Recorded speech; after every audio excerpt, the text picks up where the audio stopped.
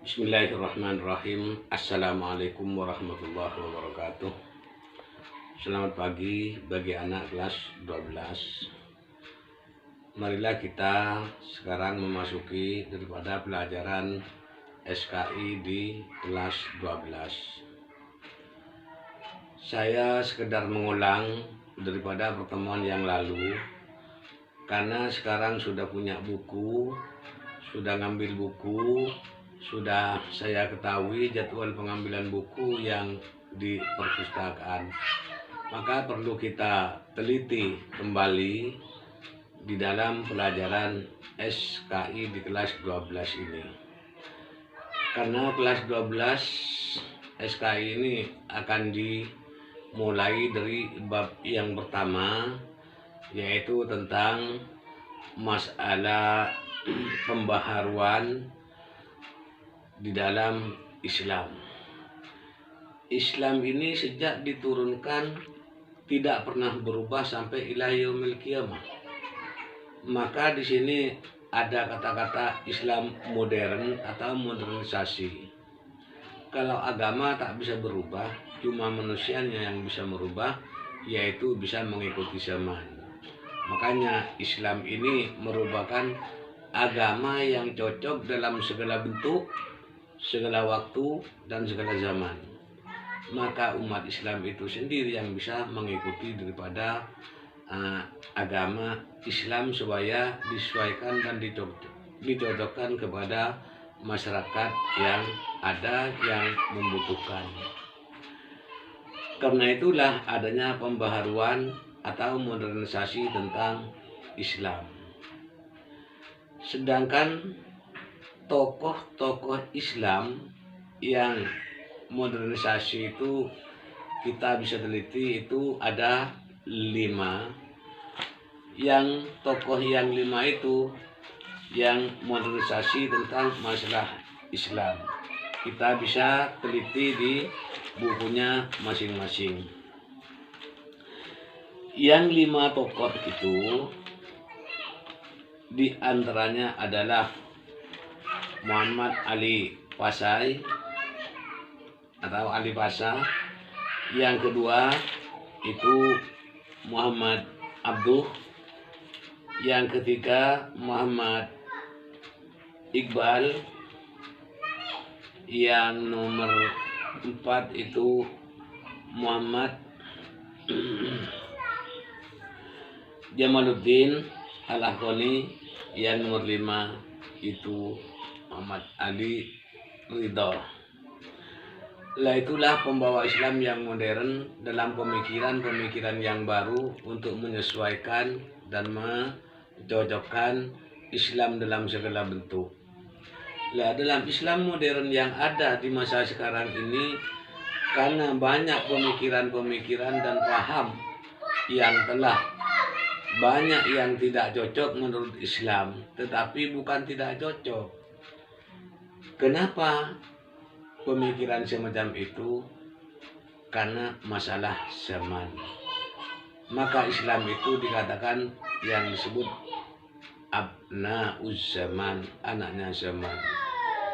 Lah kita kelas 3 yang sekarang ini supaya bisa menyesuaikan tentang Islamnya nanti apabila kita sudah lulus di Iman 3, apabila juga sampai bisa meneruskan ke perguruan tinggi, jadi pemimpin, jadi guru, sebagaimana Islam itu supaya cocok dalam segala bentuk dan segala zaman yang akan kita hadapi bersama. Karena mulai dulu sebelum Islam modernisasi yang dibawa oleh pemimpin yang 5 itu, Nabi kita memimpin selama 22 tahun 2 bulan 22 hari ini, yaitu berpanduan kepada Al-Quran dan sabdanya sendiri yang ngambil dari Al-Quran, sampai penggantinya daripada sahabatnya yang disebut Khulafair Rasyidin. Itu sama kepemimpinannya tidak berani untuk menyebarkan agamanya kecuali ada ayat dan hadisnya. sampai kepada golongan Umayyah, golongan Abbasiyah itulah makin banyak pemikiran. Maka akhirnya tumbuh politik-politik dari pembawa Islam itu untuk mengikuti zaman yang dihadapi. Seperti yang sekarang ini adanya pelajaran-pelajaran yang bisa mengikuti tentang politik dan teknologi yang baru ini. Maka kalau Islam itu sendiri tidak bisa menyesuaikan, Islam baru ketinggalan. Itulah sekitar mengulang dan himbauan kepada kelas 3 ini supaya kita sebagai umat Islam atau penyebar Islam di mana dan kemanapun, itulah bisa mengikuti dengan segala waktu dan zaman dan memurnikan daripada Islam yang ada sesuai daripada Al-Quran dan Hadis. Itulah diantaranya dari penyebar tokoh-tokoh Islam yang sekarang di kepemimpinan yang lama itu. Berikutnya ini masalah sejarah masuknya Islam di Indonesia.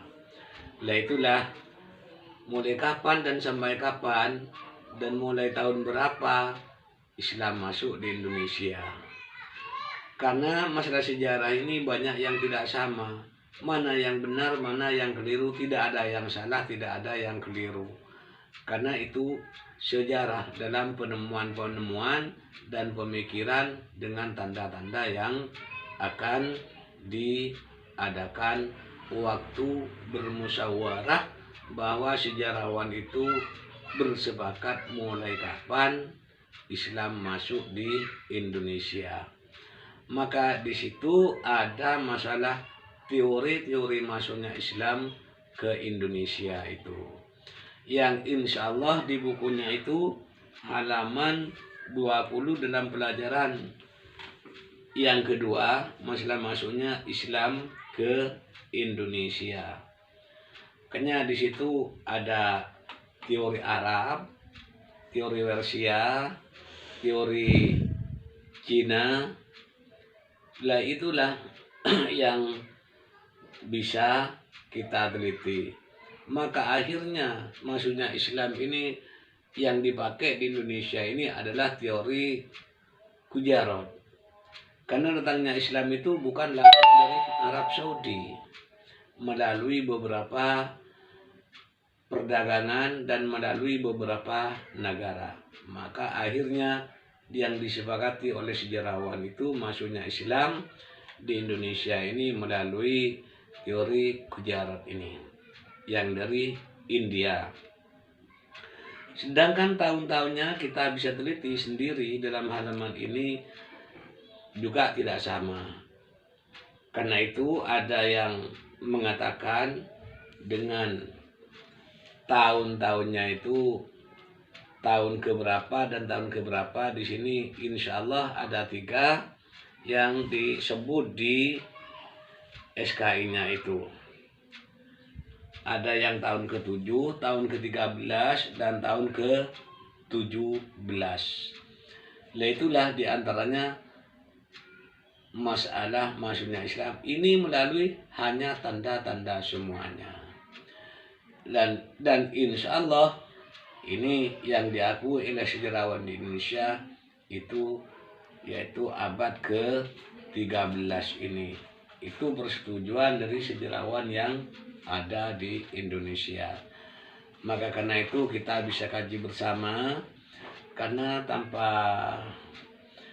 diteliti dan mencukupkan apa yang ada dalam video ini, ia juga tidak cukup. Apalagi pertemuan hanya melalui jarak jauh seperti ini.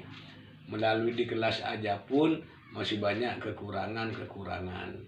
Itulah akan saya lanjutkan dalam pertemuan yang akan datang. Mudah-mudahan kamu meneliti di buku ini, karena sudah pegang buku masing-masing, insya Allah yang terbaik semuanya apabila kita teliti nanti. Nah, karena itulah himbauan saya dalam video ini supaya kita teliti bersama, karena tanpa belajar sendiri dalam pertemuan jarak jauh ini tidak akan bisa. Sebentar lagi sudah ada ujian, ada semesteran.